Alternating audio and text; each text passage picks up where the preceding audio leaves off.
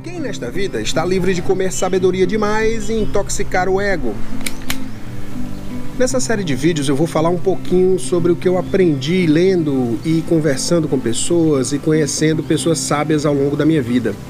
O que eu aprendi até agora não faz de mim um sábio, como assistir esses vídeos também não vai fazer de você um sábio.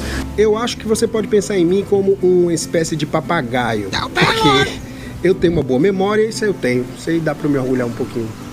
Na verdade eu uso no meu trabalho, eu sou psicoterapeuta e eu tenho que lembrar de coisas. Eu tomo muitas notas e isso me ajuda a lembrar, não só quando eu as consulto, mas também porque quando eu estou escrevendo no papel, eu estou deixando marquinhas na minha alma. Poético, né? Então, mas esse é um registro das coisas que eu li, que eu anotei, que eu aprendi e que eu uso na minha vida diária. Isso não faz de mim melhor do que você, não faz de você melhor do que mim, não sei. Se a gente tivesse um espiritômetro, ficava todo mundo gastando muito tempo em se medir.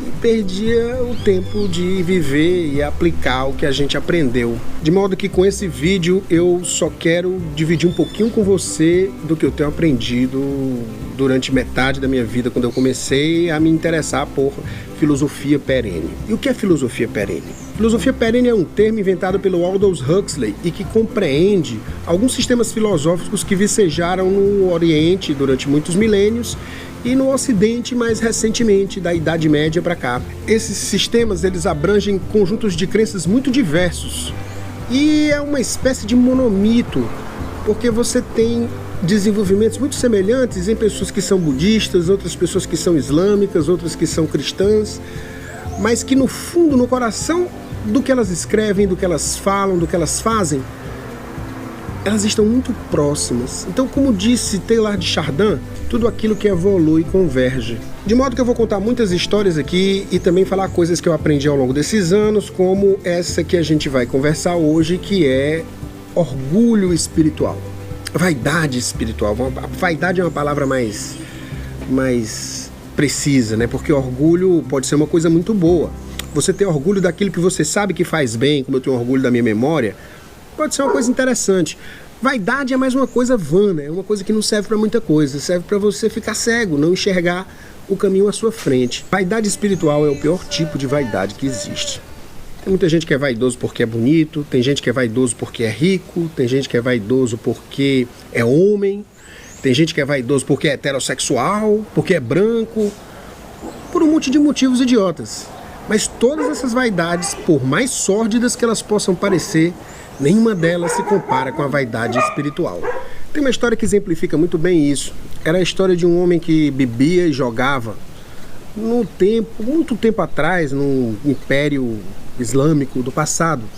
E havia um derviche, que é um homem humilde, um buscador da verdade, morava em frente à casa desse homem, desse jogador compulsivo e desse sujeito cheio de vícios, bebia muito, jogava muito. Como você deve adivinhar ou saber, o muçulmano não gosta muito de jogo e bebida. O derviche fazia isso naturalmente porque ele estava contando os pecados do homem. Ele sabia o que o homem ia fazer quando saía de casa. Ele olhava no olho do cara e punha aquela pedra com aquela cara de santo devoto. Por sua vez, o bêbado olhava para o derviche e via aquele ato e pensava: eis um homem piedoso. Ele passa parte do seu tempo olhando para a minha vida e se preocupando comigo, com o destino da minha alma. Como alguém pode ser melhor do que esse derviche? Ele tinha o derviche na conta de um homem santo. E o derviche, ao que tudo parece, tinha o homem na conta de um sujeito marcado para ser arrastado para o inferno. Essa história se repetia todos os dias. Todos os dias o homem saía para tomar umas e jogar um carteado. Todos os dias o derviche colocava uma pedra nova naquele monte que já estava ficando gigantesco. Todos os dias o derviche pensava: aquele homem vai arder no inferno. E todos os dias o homem pensava: esse derviche vai direto para os céus sem escalas. Foi então que aconteceu uma grande catástrofe natural na cidade onde moravam esses dois. E eles morreram ao mesmo tempo. Pouco tempo depois disso aconteceu, um anjo veio pela alma do jogador. O jogador olhou para o anjo e disse: você deve estar enganado, amigo. Você deve ter errado de endereço. Tem um cara que mora na minha frente, esse aí é o santo. Ele ficava contando meus pecados. Certamente, cada uma dessas pedras aí vai pesar na balança e eu devo ir para o inferno. E o anjo disse, tua vida inteira, apesar da tua compulsão, teu pensamento estava no bem, como está agora.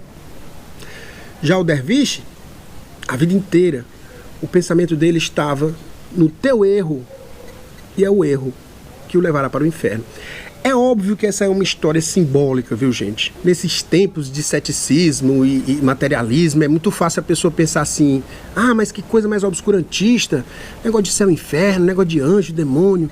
Não, no meu coração, na minha cabeça, essas coisas têm uma existência psicológica e servem a uma função muito especial. Elas servem para nos apontar caminhos. E o caminho que essa história nos aponta é o seguinte: quanto mais orgulhoso, quanto mais vaidoso você for da sua altura espiritual, da sua santidade, da sua suposta santidade, mais fácil é que os seus esforços para obter essa santidade sejam completamente vãos. Isso acontece porque quando você é vaidoso do seu dinheiro, ou da cor da sua pele, ou da sua etnia, ou da língua que você fala, quando você é vaidoso dessas coisas, todas essas coisas, elas são tão pueris, elas são tão banais, elas são externas ao que você realmente é.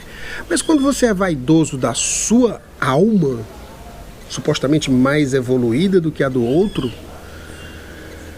aí é uma coisa muito essencial, muito profunda. Você é essencialmente melhor do que as outras pessoas. E isso é uma coisa muito perigosa para você. Por que é perigosa? Primeiro, porque faz de você um bundão. Segundo, porque se todo mundo agisse como você, não haveria encontros entre as pessoas. Porque as pessoas se aproximam pelo seu lado mais frágil, por aquilo que lhes falta. As pessoas não se aproximam porque são superiores. O ser superior não se aproxima de outro ser superior. Na cristandade, por exemplo, você tem a figura de Deus, você tem a figura do Espírito Santo e você tem a figura de Jesus. Por que você tem essa figura de Jesus? Porque ele é aquele cara que sofreu na cruz, ele é aquele cara com o qual você pode se identificar. Deus, o Pai, como se diz na mitologia cristã, é incognoscível. Você não tem nem como fazer uma ideia de quem ele é, quanto mais se relacionar diretamente com ele. Então ele oferece uma face humana para você se relacionar. A vaidade espiritual assume caras diferentes em diferentes comunidades religiosas. Por exemplo, no Espiritismo tem a ideia de que se você está sofrendo nessa vida, você está pagando alguma merda que você fez na vida anterior. Mas que ideiazinha cretina, né? Não essa? Imagina aí. Jesus então deve ter sido um escroque, porque geralmente os espíritas cristãos admitem que ele sofreu para Dedéu na cruz. Então, para concluir, gente, essa é a mensagem. Orgulho espiritual é uma merda. Vaidade espiritual é o pior tipo de vaidade que existe. Se você gostou desse conteúdo, se inscreve aí no canal que vai ter um vídeo desses toda semana. Se você não gostou, thumbs down, não tem problema não. Se você quiser me insultar, fique à vontade, eu só vou insultar você de volta. Mas talvez não, né? Não vou fazer isso não. Não, eu vou rezar pela sua alma.